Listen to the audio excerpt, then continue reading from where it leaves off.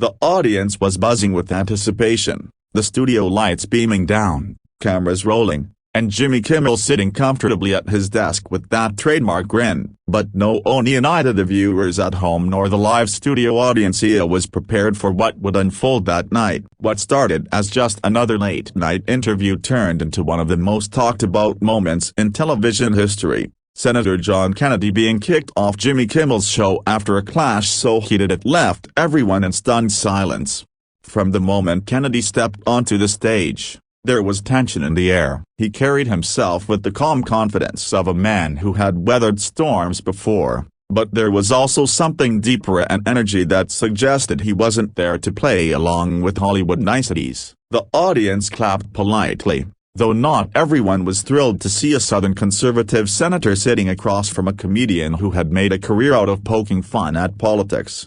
Jimmy began with his usual charm, tossing out jokes, testing the waters, trying to lighten the mood. At first, Kennedy responded with a polite smile, but when the conversation shifted to politics, healthcare, and the struggles of everyday Americans, the temperature on stage rose. Jimmy leaned forward, his voice sharp. "Senator, you talk about the people, but your policies don't they actually make life harder for them? You speak about values, but are you really listening to the struggles of working families out there?" The audience clapped, some even cheered, sensing Jimmy was going in for a punch. But Kennedy didn't back down. His eyes locked on the host, and his voice cut through the laughter. "With all due respect, Jimmy," Kennedy said, his Louisiana drawl steady, "comedy might get applause, but truth doesn't always fit into a punchline. I've walked through towns where factories have closed. I've sat with families who can't afford groceries, and I've seen kids grow up believing no one in Washington cares about them. If we're going to argue, let's argue with facts, not sound bites." The audience grew quiet, even through the cameras. The tension was palpable. Jimmy shifted, his smile faltering for the first time. He pressed harder,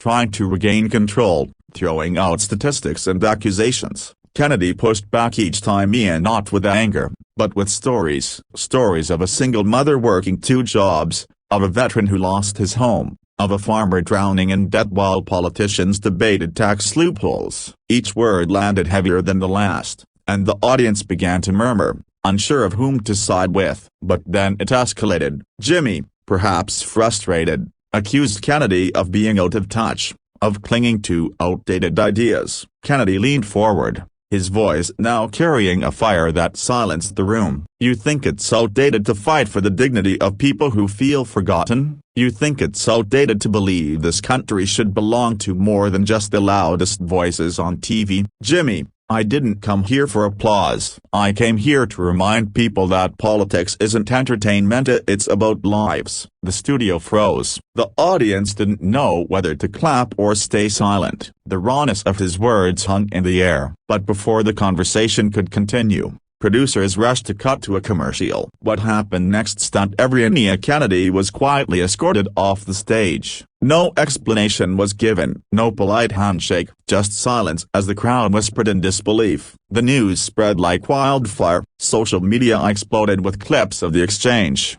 some siding with Jimmy, others praising Kennedy for standing his ground. The headlines the next morning were bold. John Kennedy kicked off Kimmel's show after heated clash. But what mattered most wasn't the viral moment, it was what followed. In the days after, Kennedy's words reached far beyond late-night television. People who had never cared about politics before suddenly found themselves listening. His defense of the forgotten, his reminder that leaders are meant to serve and not to entertain, sparked conversations in living rooms, classrooms, and workplaces.